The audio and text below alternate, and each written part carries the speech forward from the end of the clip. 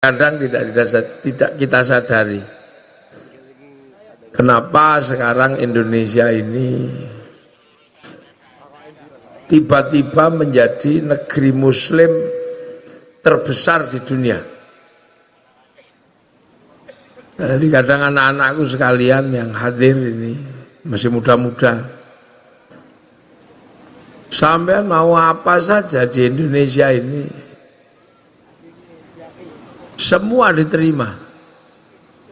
Sampai mau sholawatan, orang Indonesia welcome.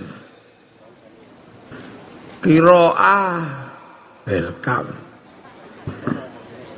Jadi mau istighosah welcome. Jadi hampir seluruh ajaran Islam dengan dinamikanya itu bisa diterapkan di Indonesia. Nah ini kadang kita ini nggak sadar. Satu contoh sholawatan ini. Kenapa sholawatan itu dinamikanya sangat luar biasa banyak dan semua punya pengikutnya masing-masing. Ada pengikut muda-muda, agak ke anak-anak kayak Az-Zahir. Wah ini. Ada yang putih-putih agak tua, Habib Syekh. Napa jenenge? Ahbabul Mustafa. Ada yang hitam-hitam, mafia sholawat. Jos gitu. Kenapa? Nah ini yang kadang kita nggak sadar.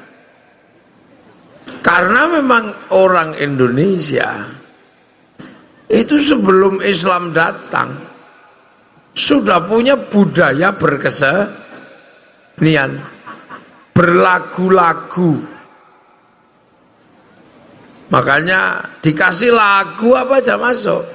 Dari lagu dangdut, lagu rock, lagu keroncong, sampai lagu sholawat. Karena orang Indonesia dari dulu, terutama di sini di kampung Purwodadi, memang sudah terbiasa berlagu-lagu.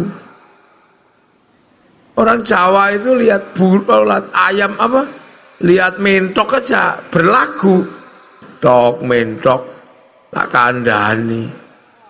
Delok pipo itu nyanyi, tak tutuk nganggo pipo ledeng. Lihat bintang nyanyi, ya ning tawang ana lintang cahayu nyanyi. Jadi berlagu-lagu itu memang dari dulu peradaban di Nusantara punya lagu. Makanya semua daerah punya lagu. Makanya ketika Islam ini datang dengan lagu-lagu selawat, terima. Mau lagu yang khas Timur Tengah maupun lagu khas Indonesia, ya Rasulullah salamun alaikum, ya masuk.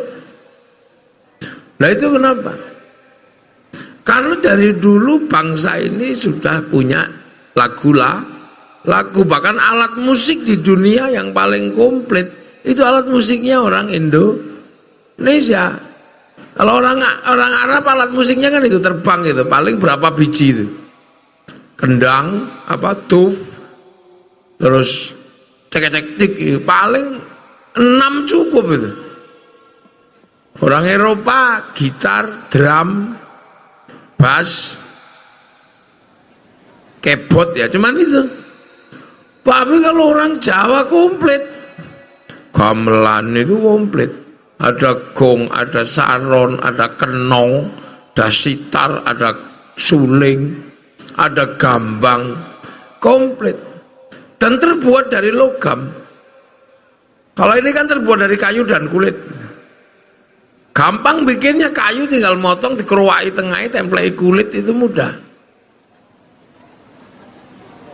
Orang Eropa gitar kayu sama tali, tapi orang Indonesia, Jawa terutama, alat musiknya itu gamelan, terbuat dari logam.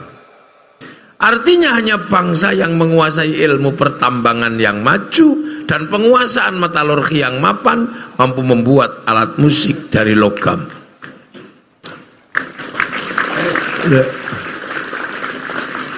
Hal-hal seperti ini harus mulai kita bicarakan. Karena membicarakan bangsa, membicarakan negara nggak boleh hilang dari membicarakan akar kebangsaan dan akar bernegara. Kenapa kita ini bernegara paling tertib sekarang? Karena sebelum Indonesia merdeka, kita ini sudah punya negara.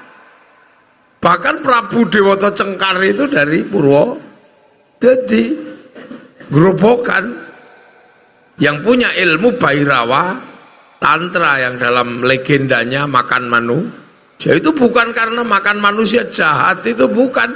Yang dimakan juga seneng. Karena itu bagian dari ritual agama. Loh, makanya negara-negara yang lain ribut ditata oleh negara karena mereka tidak punya kebiasaan bernegara. Makanya negara harus mengatur semuanya, sampai orang pakai baju aja diatur negara. Karena kalau negara nggak ngatur sampai itu, masyarakatnya nggak bisa diatur. Kenapa orang Eropa ngatur manusia itu sampai di lampu merah diatur, merokok diatur, lalu lintas diatur? Karena kalau nggak diatur mereka ngawur. Kenapa Eropa itu tertib gitu? Itu bukan karena saking baiknya orangnya, tapi saking kerasnya negara. Karena kalau nggak diperlakukan dengan keras seperti itu, mereka tidak punya aturan. Orang Timur Tengah aja terhadap Tuhan aja sembrono. Coba kalau sembahyang ya, Allahu Akbar, ada yang kukur-kukur, ada yang baca handphone. Orang Indonesia sholatnya paling tertib, kukur-kukur aja nggak berani. Kenapa Indonesia longgar? Tidak seperti Timur Tengah, tidak seperti Eropa ketika mengatur rakyatnya. Karena orang Indonesia itu tertib. Suruh pakai helm semua. Itu nggak pakai nanya, ini fungsinya apa helm, nggak nanya. Corona, Kang, nggak usah Jumatan ya, gitu orang. Biasa aja di Indonesia itu. Orang Eropa corona ketat sampai didenda. India dipukuli karena mereka tidak punya kepatuhan yang murni dari batin, karena mereka tidak biasa nenek moyangnya diatur oleh negara. Lah kita enak, negara bilang, Kang vaksin, vaksin sama nyodorkan baunya masing-masing. Gak usah mudik ya, iya. Corona nggak usah salaman, iya. Sudah pakai masker. Enaknya mengatur orang Indonesia. Kenapa? Karena kita punya tradisi bernegara, tradisi peraturan sudah cukup lama. Tahun 300 Masehi kita sudah punya negara namanya Kutai Kartanegara. Tahun 500 punya kerajaan Kanjuruhan di Malang. 500 Masehi punya kerajaan Kalingga. Tahun 600 kita mulai bangun Borobudur. Orang Arab masih disebut jahiliyah oleh Allah. Loh, coba ayo Pan Fadil. Loh. Orang Mekah lo masih disebut jahiliyah tahun 600. Bayangkan sampean, terbelakangnya kayak apa? Makanya ketika ditata oleh negara, mereka kalau nggak patuh bunuh orang, nyuri potong tangannya, karena harus keras ngatur orang yang tidak biasa patuh dengan aturan. Berzina rajam, nyuri potong tangannya, harus keras sama orang-orang yang kayak begitu. Sini ya tenang-tenang aja. Biasa aja. Makanya tahun 600 sana masih disebut jahiliyah. Masih kafir ribut aja. Di saat negara-negara masih perang, kita ini sudah bineka tunggal ika. Loh, jadi kita ini maju. Jangan mbok kira terus kita ini bangsa terbelakang, itu enggak.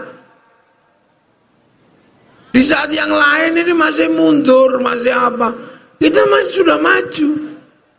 Di saat orang masih berbicara suku, bangsa, agama, ketika orang jadi ustadz di Timur Tengah masih ditanya sukumu apa, bangsamu apa. Orang Indonesia sudah lewat fase itu. Ya ayuhan nas inna khalaqnakum min dzakari wa unsa wa ja'alnakum syu'uban wa qabaila lita'arafu. Manusia pertama itu ribut dengan iblis dan malaikat. Setelah itu beres urusan malaikat, iblis dan manusia. Tiba-tiba berubah urusannya jadi inna khalaqnakum min dzakarin wa unsa. Urusan laki perempuan aja ribut. Habil Qabil selesai.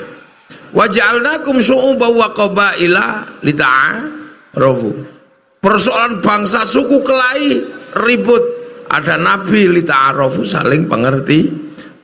Kalau kamu sudah melewati fase ribut suku, ribut bangsa, ribut agama, kamu akan ketemu satu fase inna akramakum indallahi atqakum. Orang-orang yang mulia adalah orang yang bertakwa. Lah di Indonesia ini urusan agama dan orang-orang yang mengisi agama sudah nggak ditanya kamu sukunya apa, turunannya siapa, pokoknya kamu baik, kamu menjadi panutan. Timur Tengah belum beres urusan itu.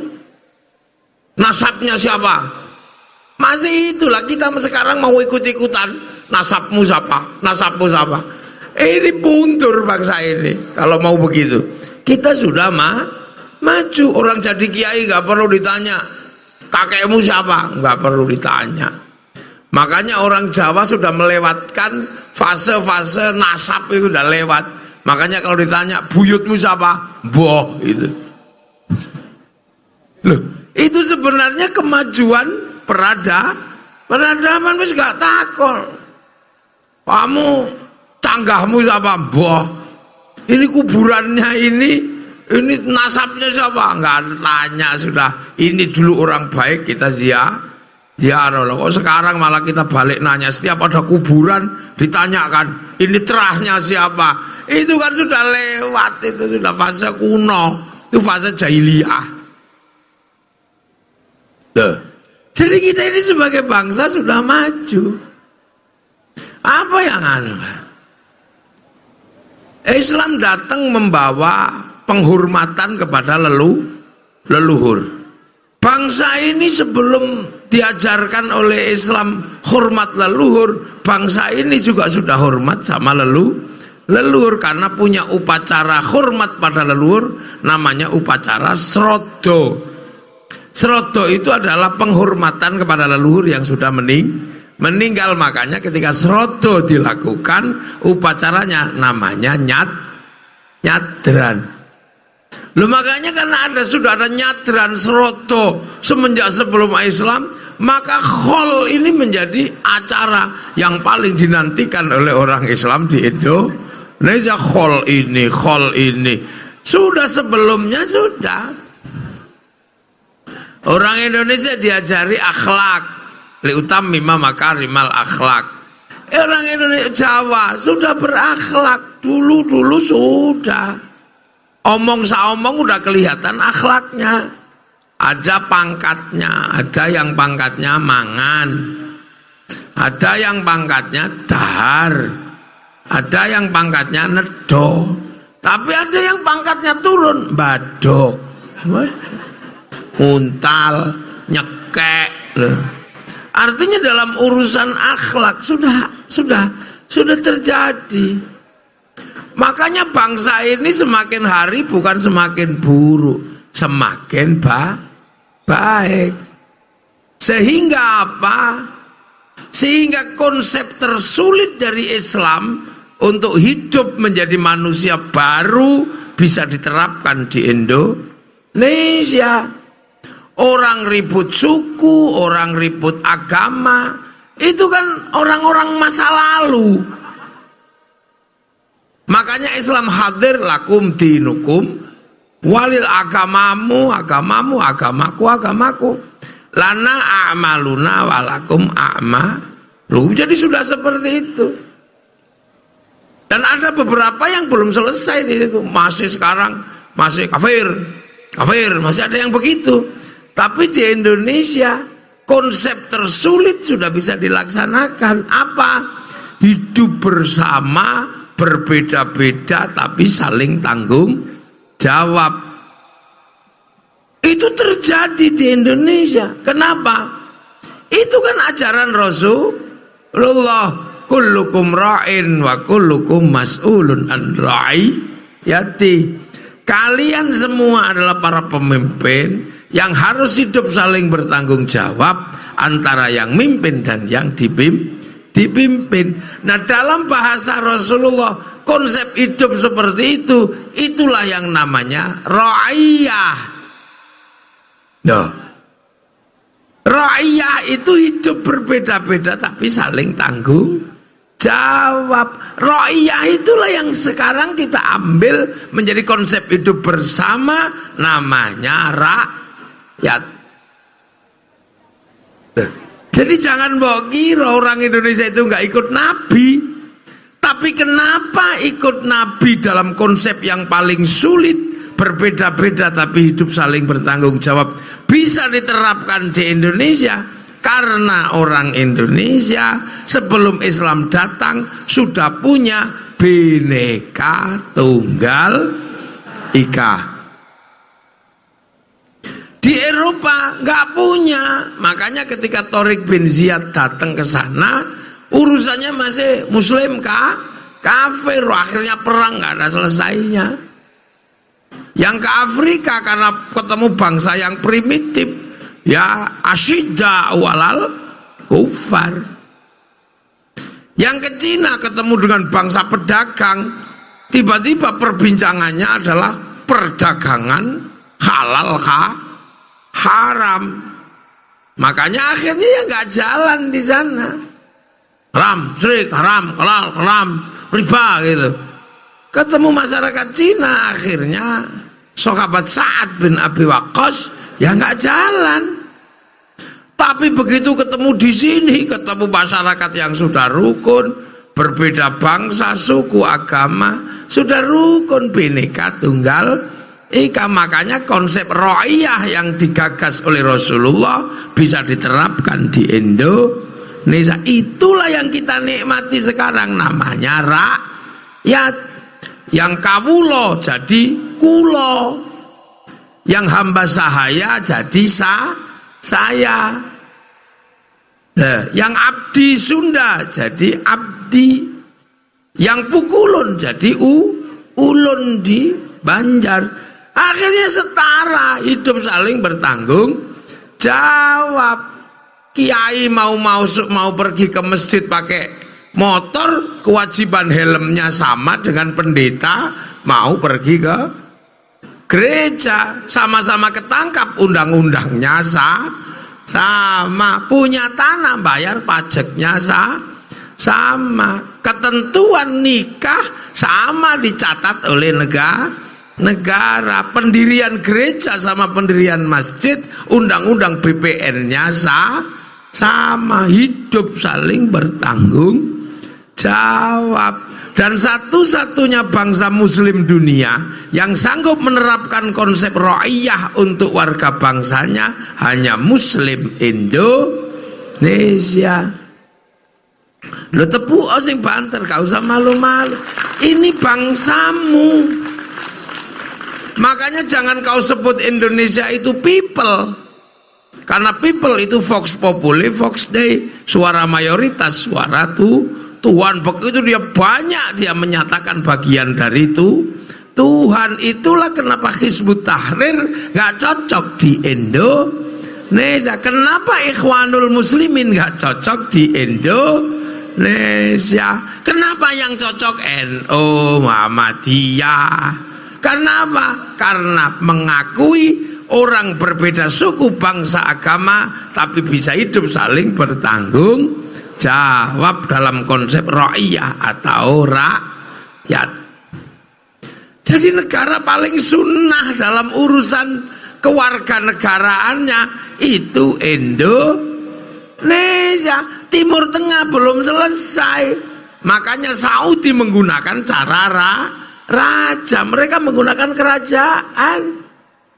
Yaman belum selesai, masih ribut urusan suku, bangsa ribut, suku, agama ribut, Suriah ribut lagi. Yang baru belajar mau selesai Uni Emirat ini. Uni Emirat sudah belajar untuk menyelesaikan problem perbedaan suku, bangsa, dan agama. Makanya Uni Emirat, sampai kalau ke Dubai, bangsa ini udah mulai bangkit maju. Nah itulah makanya Turki dulu zaman Mustafa Kemal Atatürk, kekuasaan Turki diruntuhkan karena apa?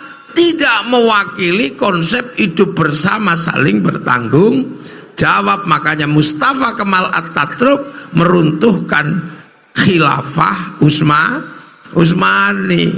Jadi akhirnya Turki mulai maju. Coba dulu kalau ngotot dengan konsep khilafah di Turki, pasti sekarang perangnya nggak selesai antar anak bangsa. Loh ini kan cara bangsa keluar.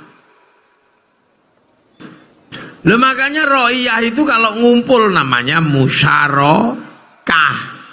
Musyarakah itulah yang sekarang dikenal dalam bahasa masyarakat.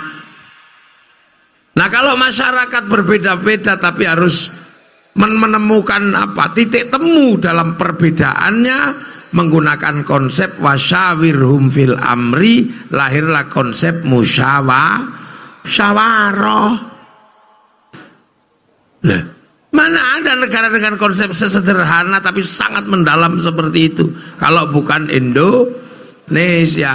Karena dulu yang nata semua ini adalah para wali, maka daerahnya disebut wilayah.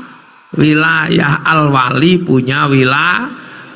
Wali-wali di negara yang lain hanya punya keramat tapi belum mampu bangun wilayah. Wali Indonesia lebih maju karena setelah keramat mampu bangun wilayah. Yang lain baru wali keramat gitu aja, belum bangun wilayah.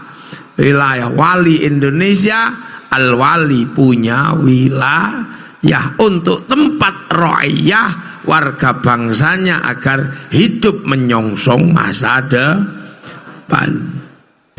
Itulah itu. Nah, tinggalan wilayah inilah yang sekarang bernama NKRI, Negara Kesatuan Republik Indonesia.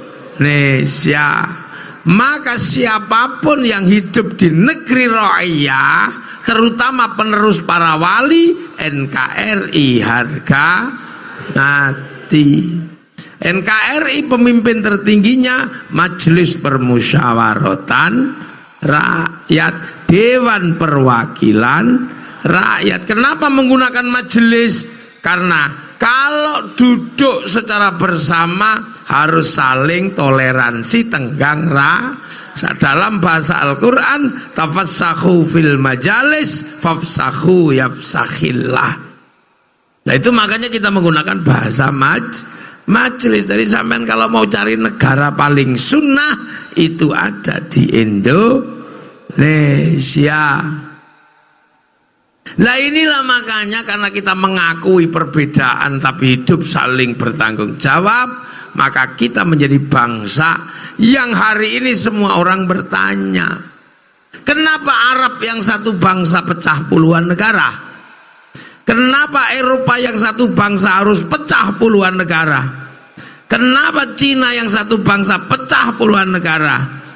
Afrika satu bangsa pecah puluhan negara, tapi kita puluhan bangsa, suku dan agama mampu bersatu dalam satu negara, Kesatuan Republik Indonesia.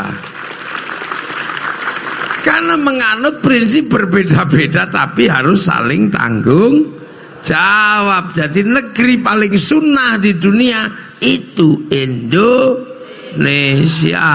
Makanya kalau dia bilang negeri ini tauhid, parani tapuk lambene ngono. Ini anak-anakku sekalian. Loh, makanya konsep persatuan ini harus terus dijaga.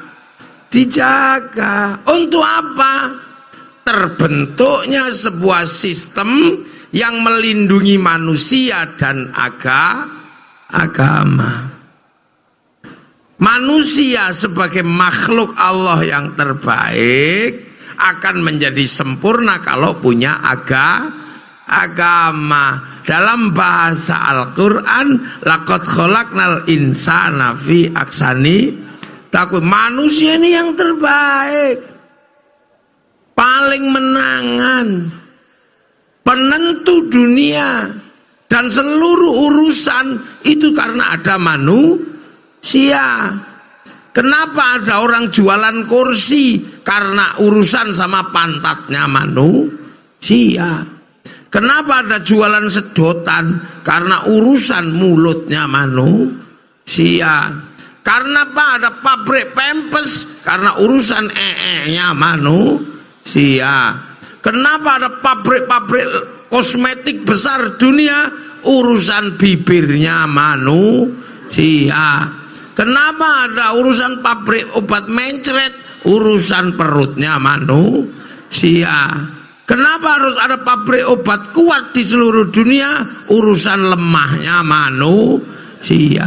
Kenapa ada pabrik son? Karena urusan kupingnya manusia. Kenapa ada pabrik Pokari? Karena urusan cairannya manusia. Kenapa ada pabrik kaki tiga? Urusan panas dalamnya manusia. Mana yang gak ada urusannya sama manusia? Karena apa? Manusia yang terbaik. Makanya orang kalau ngerti manusia pasti dia mendapatkan barokah baiknya manusia. Ngurusi giginya manusia itu bisa punya pabrik odol, punya pabrik sikat, punya pabrik behel. Nah itu karena apa? Urusan untune menungso. Kenapa sampean kadang miskin? Karena sampean tidak pernah berani ngurus manusia. Karena setiap ada urusan manusia lari. Kenapa sampean punya terbang banyak? Karena manusia suka bermusik. Kalau sudah ada jedung, yang paling asik berjoget. Makanya nafsu dia gini. Apalagi kalau soundnya bagus tuh. Ini dunia. Dan manusia yang baik ini harus dijaga, jangan sampai rusak. Lah agar dia tidak rusak, maka aturlah sistem yang manusia bisa menjaga diri tanpa harus ada yang mengawasi. Apa itu? Agama. Makanya manusia yang summarodatnahu asfala safilin akan bisa bertahan tanpa jatuh ketika menjadi illalladzina amanu wa amilus sholihat. Manusia yang kecilnya dikasih makan, tuanya dikasih makan, ya. Tapi kalau semakin tua orang nggak ngasih makan. Kecil dicium-cium, gede banyak yang nyium, begitu tua nggak ada yang nyium. Kecil ngomong, sak ngomong ditunggu, besar ditunggu, begitu tua orang males dengerin dia ngomong. Kecil dicium-cium lah. Tapi kalau amanu wa amilus sholihat, kecil dicium, gede dicium, kiai-kiai itu tetap royoan nyium loh. Ayo. Karena orang baik. Makanya menjadi orang baik itu nggak sederhana. Makanya bercita-citalah menjadi amanu wa amilus sholihat. Karena orang yang soleh itu hidupnya enak. Karena apa? Karena orang soleh itu didoakan oleh orang seluruh dunia.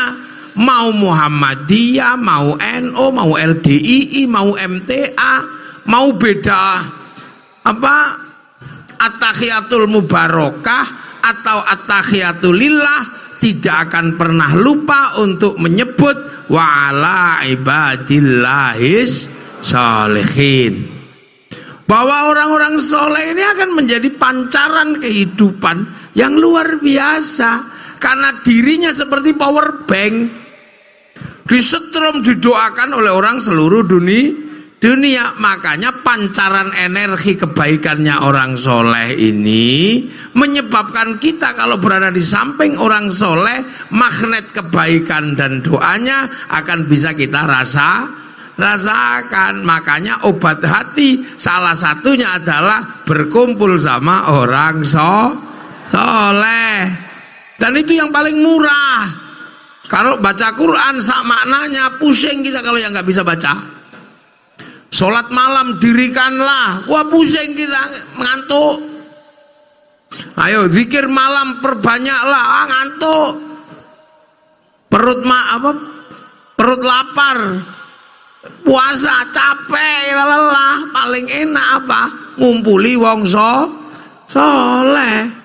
Makanya agar semua orang bisa berkumpul dengan orang solehnya nggak boleh medit. Makanya orang soleh itu selalu membuka dirinya agar semua orang bisa berdekatan dengan dirinya. Makanya orang soleh itu biar semua dapat barokah doa orang seluruh dunia, maka orang soleh menjadikan dirinya lingkaran kehidupan yang semakin besar agar semua dapat barokah. Makanya orang soleh kalau doa nggak sendiri, yang lain diajak aminah. Amin, amin, amin, amin. Kalau kecapean, amin.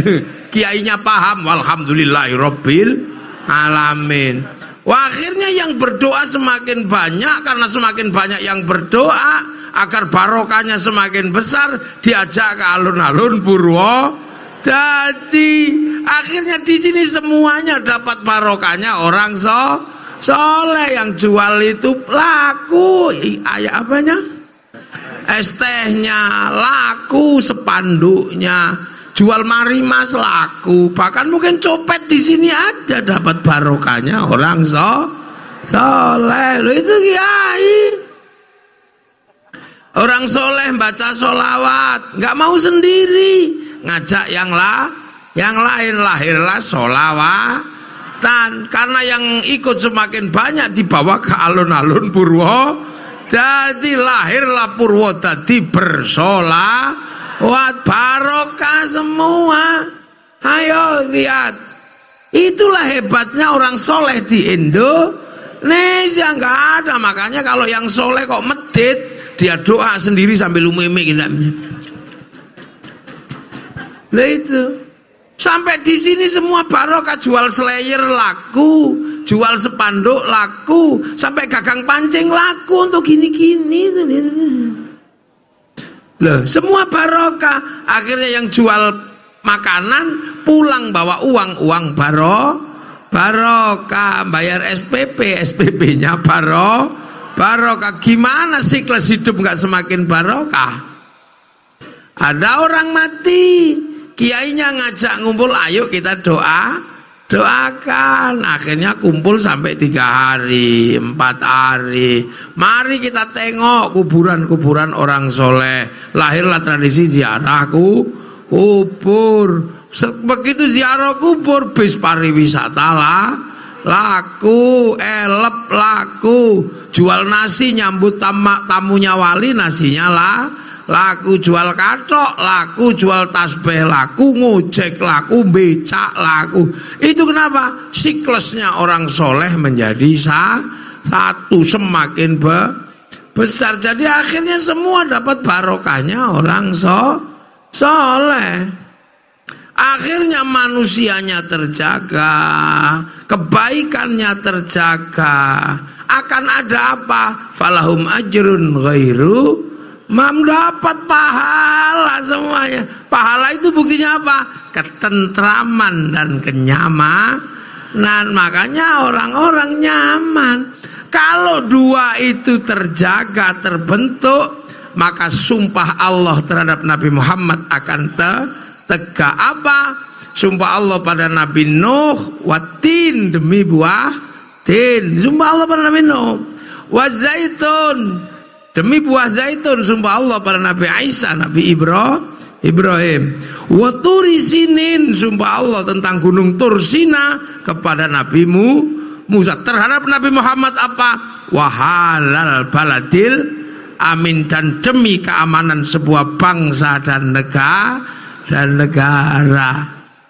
Loh, Rasulullah itu disumpahi sudah terkait bangsa dan negara, karena ketika Rasulullah lahir manusia sudah punya bangsa, punya negara. Maka Islam harus hadir menjadi rahmatan lil alamin, tetap membentuk keamanan bangsa dan negara. Terciptanya baladil amin, keamanan bangsa dan negara. Akhirnya dengan keamanan bangsa dan negara, manusia terjaga, agama terjaga. Manusia dijaga oleh sistem negara melalui kedokteran, departemen sosial. Agama aman wa amilus sholihat melalui departemen agama, dijaga oleh para kiai. Tapi yang menjaga keamanan manusia, keamanan kiai siapa? Aparatur keamanan negara siapa? TNI, Polri, Bupati, DPR, semua yang ada di sini adalah perangkat baladil amin, perangkat keamanan bangsa dan negara. Tanpa keamanan bangsa dan negara, manusia rusak, agama rusak. Loh, ini hukum. Makanya jihadnya TNI Polri itu jihad apa? Menjaga keamanan bangsa dan negara. Makanya jangan terlalu rajin sholat duha. Biar itu kiai aja yang rajin duha. Tentara nggak boleh kemudian manjangin jenggot, itu jangan. Terus ngurusi celana cingkrang nggak boleh. Kenapa? Karena itu simbol-simbol eksklusif. Di ruang bersama kayak gini, TNI Polri milik semuanya. Loh, ini kan tercipta keamanan bangsa dan negara.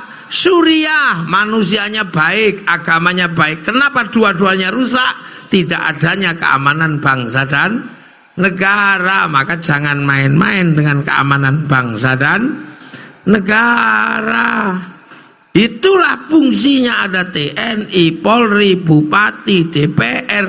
Itu perangkat baladil amin. Sampean bagian apa? Bagian jaga aman wa amilus sholihat, secara khusus menciptakan mahabbah kepada Rasulullah. Lu ada bagiannya masing-masing. Pan Fadil bagian gedek ya Allah, ya Allah, ya Allah, ya Allah, karena ngurus toreko. Lah kalau toreko kemudian tidak punya sarana prasarana, maka dia akan diberikan sarana prasarana oleh siapa? Penjaga baladil amin, oleh perda, oleh perbub. Loh itu. Loh, makanya orang ngurus agama boleh mengajukan proposal kepada bupati, karena kerumitan menjaga agama harus ditanggung oleh apa? Keluarga besar baladil amin. Loh itu. Loh, makanya kita jaga betul kan bangsa dan negara. Kita bikin pengajian-pengajian seperti menjaga kebersamaan, menjaga pasar agar tetap berjalan. Karena kalau kegiatan ini ini laku, pokari laku, pasar berjalan, roda ekonomi berputar. Makanya santri itu nggak terlalu punya bangunan besar, nggak terlalu punya masjid bagus. Kenapa? Duitnya habis untuk menjaga keamanan bangsa dan negara, membangun kebersamaan. Punya sapi dikit habis untuk mulutan, punya ayam habis untuk khol. Makanya karena ulama-ulama ini habis untuk menjaga keamanan bangsa dan negara, maka penjaga baladil amin, bupati, dan para penjaga yang lain, prioritaskan para ulama yang sudah menjaga bangsa dan negara. Yang lain ya tunggu dulu, wong mereka nggak pernah ngeluarin duit mulutan, nggak pernah ngeluarin duit khol, nggak pernah. Jadi sekolahannya bagus karena apa? Duitnya berputar di organisasinya masing-masing. Tapi ketika ada beban-beban besar bernegara, yang pertama kali mendapatkan beban adalah para santri. Ya pesan apa? Bupati, tinggal ngomong kiai pajak. Setiap malam kiai ketemu dengan orang-orang yang demikian banyak. Makanya selagi masih ada kiai dan kehidupan santri yang demikian ini, tidak akan pernah terjadi masalah dengan bangsa ini. Makanya ketika Indonesia butuh perang, santri perang aja, yang kemudian dikenal dengan hari santri. TNI Polri butuh perang, TNI perang aja, gitu aja kok repot. Nah, peristiwa-peristiwa peperangan itulah yang akhirnya diperingati. Santri memperingati resolusi jihad. Karena apa ada resolusi jihad? Karena ada pertama kali penyobekan bendera merah, putih, biru. Jadi untuk pengen punya bendera itu perang dulu. Sekarang merah putih sudah gak minta perang, minta angkat tangan tok. Itu aja ada yang bilang musyrik, ada yang bilang bid'ah. Itu pasti nenek moyangnya zaman perang dulu, Bandar Dadu itu. Lah iya, mereka nggak ikut perang tiba-tiba musyrik, haram. Itu Bandar Dadu itu dulu kayaknya. Dan inilah hal-hal seperti ini harus diingat. Makanya kiai-kiai santri selalu bersama. Nah, peristiwa bagaimana terciptanya Baladil Amin, inilah yang melahirkan peringatan-peringatan Hari ABRI, Hari Santri, Hari Bayangkara. Itu apa lahirnya, kenapa? Karena untuk menjaga keamanan bangsa dan negara, terciptanya Baladil Amin, karena sudah mensepakati dalam landasan bernegara, kerakyatan yang dipimpin oleh hikmat, kebijaksanaan dalam permusyawaratan perwakilan. Itu landasan negara. Jadi sampean bisa sholawatan begini enak. Itu kenapa? Ada keamanan negara. Kalau enggak dibom kayak di Pakistan, Maulid Nabi meninggal 52. Kenapa kita bisa seperti ini? Dan setelah ditinggal Rasulullah, Islam yang ke Eropa macet. Setelah ditinggal Rasulullah, Islam yang ke Afrika macet. Setelah ditinggal Rasulullah, Islam yang ke Cina macet. Semuanya macet. Tapi yang bergerak ke Indonesia, tumbuh subur menjadi kekuatan Muslim terbesar dunia, hari ini ada di Indonesia. Orang sholat paling banyak Indonesia, masjid paling banyak Indonesia, haji paling banyak Indonesia, hafid Quran paling banyak Indonesia. Karena apa? Bangsa dan negaranya aman, dijaga oleh siapa? TNI, Polri, Bupati, DPR, MPR, semua inilah. Nah, bagian ngaji kiai, bagian selawatan, majelis selawat, itu baru jalan. Makanya semua negara berlomba-lomba bagaimana menjaga keamanannya dan kebanggaan pada bangsanya. Nggak kayak kita sekarang malah diajari olok-olok negaranya, punya presiden jelek, punya bupati jelek. Milih presiden itu butuh uang triliunan, butuh manusia ratusan juta untuk milih. Makanya kemudian kita pasrahkan kebijakan strategis negara pada kepala negara. Tapi kadang kita iseng lebih percaya sama Rocky Gerung yang hidupnya nggak pernah ada yang milih. Kita punya presiden, tiba-tiba kita percaya sama orang yang mau bikin people power. Pak Amin itu mau bikin people power. Akhirnya yang datang cuma 5 orang, akhirnya bukan people power, malah upil power. Nah itu. Makanya lah ini berbangsa bernegara, jangan salah. Kita bisa jalan ke sana ke sini karena jalannya bagus, begitu rusak diperbaiki. Kenapa jalan Purwodadi rusak semua?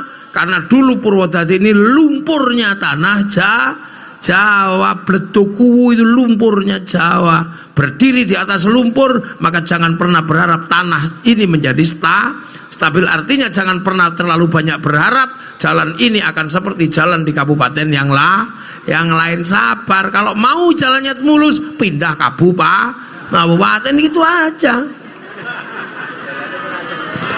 Jangan. Tapi kan tanah air dan kebanggaan pada tanah leluhur nggak bisa digantikan. Makanya jangan protes ketika jalannya jelek. Iya. Ya 85%, tapi yang bukan dari jalur Solo itu masih jelek semua. Lah inilah Bu Bupati dibelani malah ngeyel itu ya ini namanya.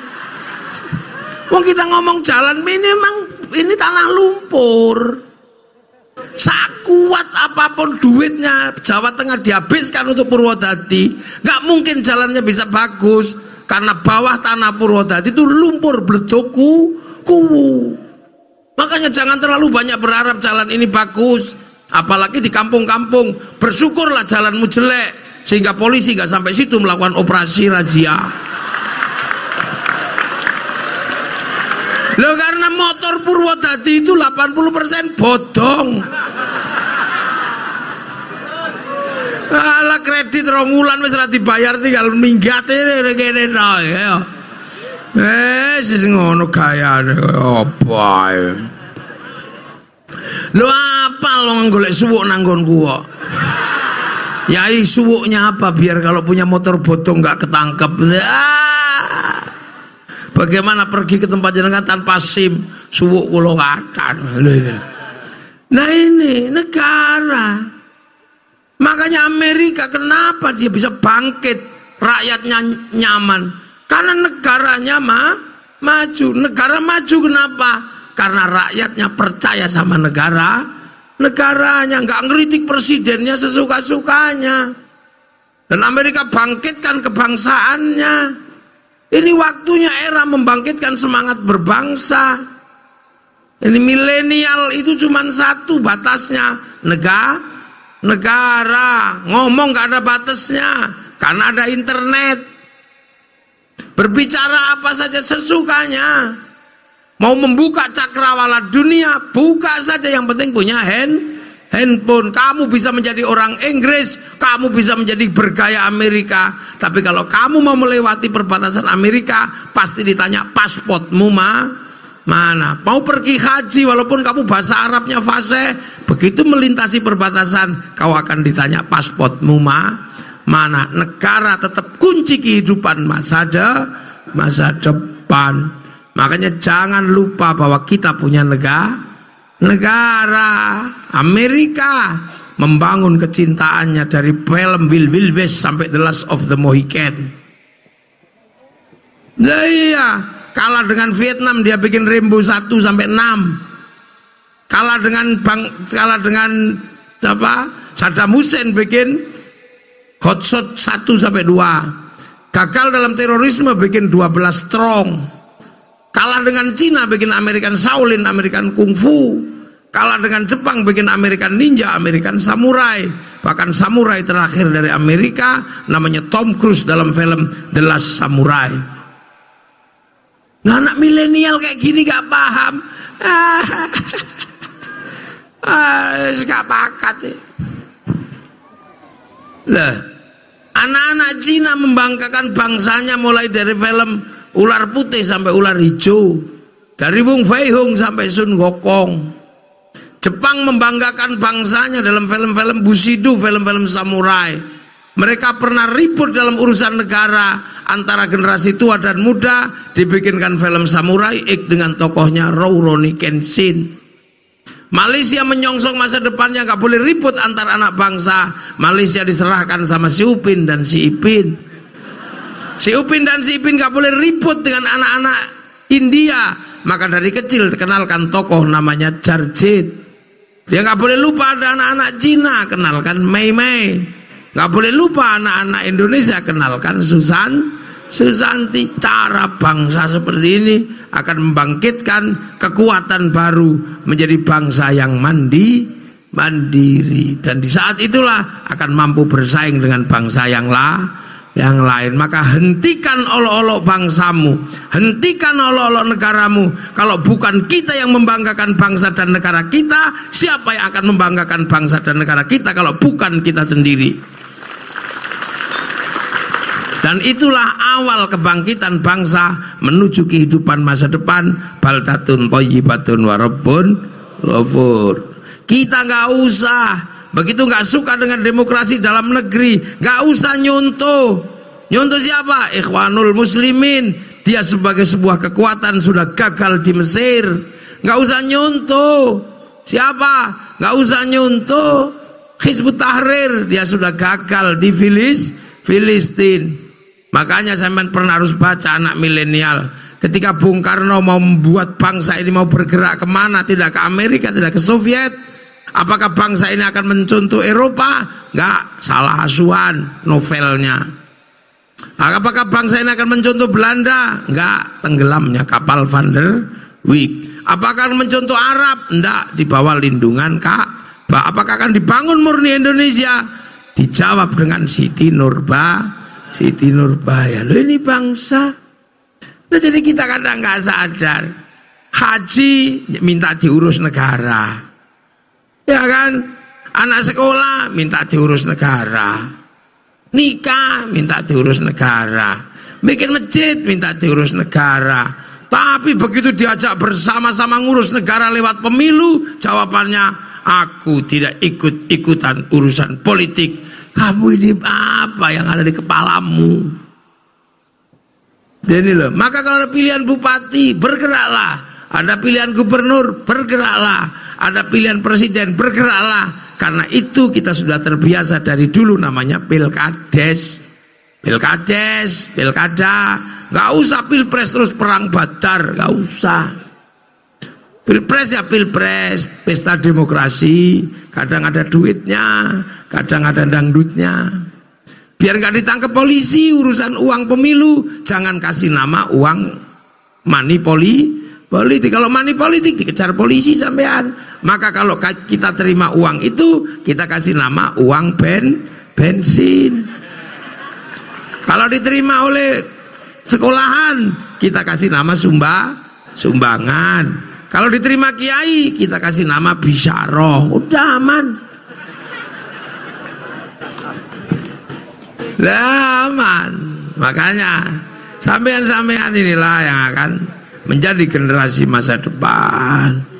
Hadirkan cinta pada Rasulullah, karena bangsa ini menggunakan gagasan besar Rasulullah, mulai ra'iyah, musyarakah, musyawarah, ya, majelis, itu gagasan-gagasan besar dari Rasulullah, dan kita ikut itu. Maka sampean punya tugas, hadirkan cinta pada Rasulullah.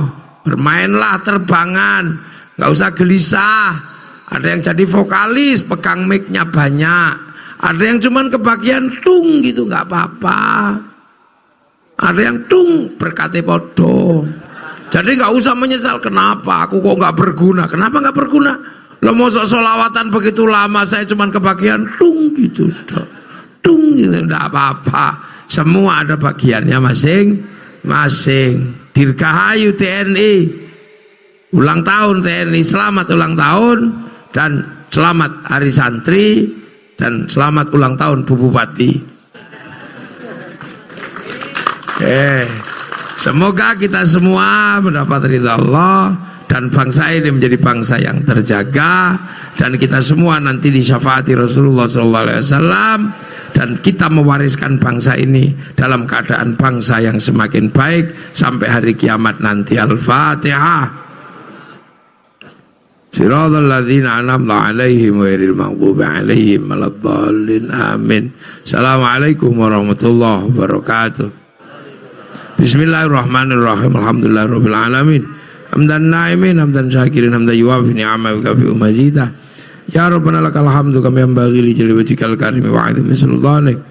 Allahumma aftah alaina futuhal arifin bi hikmatika wa ansurna rahmatak wa lakina wa nasina rahmatika ya Allah ya karim. Tamim jami bina'ana ya Allah bijahil Mustafa sahil alaina waj'al auladana dzurriyyatina dzurriyyah gerobokan ya Allah alil ilmi alil khair al ibadah wa muslimin qiyamah bil iman wal abaina ummatina masyayikhina walijul masyayikh wal muassis angkatan bersenjata Republik Indonesia. Allahumma ighfir lahum warhamhum wa'afihim wa'fu Allahumma la tahrimna ajrahum wa la taftinna ba'dahum waghfir lana lahum Allahumma ij'al qabrahum rawdatan min riyadil jinan Allahumma ij'al matafur jamil qubur min alillahi illa Muhammadur Rasulullah bi aqnil man yarji ila rabbika radiyatan mardiyah fadkhuli fi ibadi wadkhuli jannati rabbana atina fid dunya hasanah fil akhirati hasanah wa qina adzabannar sallallahu alaihi wasallam Muhammadin walhamdulillahi rabbil alamin al-fatihah. Siratal ladzina an'amta 'alaihim ghairil maghdubi 'alaihim waladdallin. Amin. Assalamualaikum warahmatullahi wabarakatuh.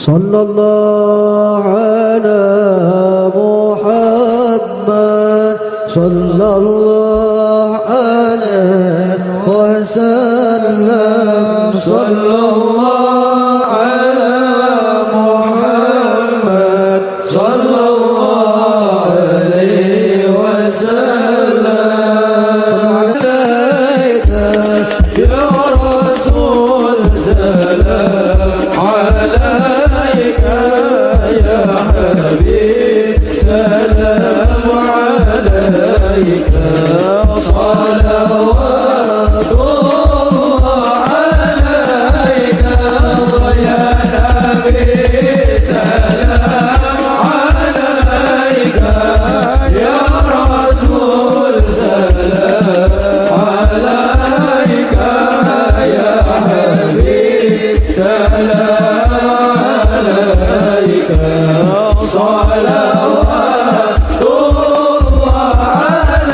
alaika أشرق الكون باجتهاده بوجود المصطفى محمد ولأهل الكون يوسف وسرورك تجلى يا نبي سلام عليك يا رسول سلام عليك يا حبيب سلام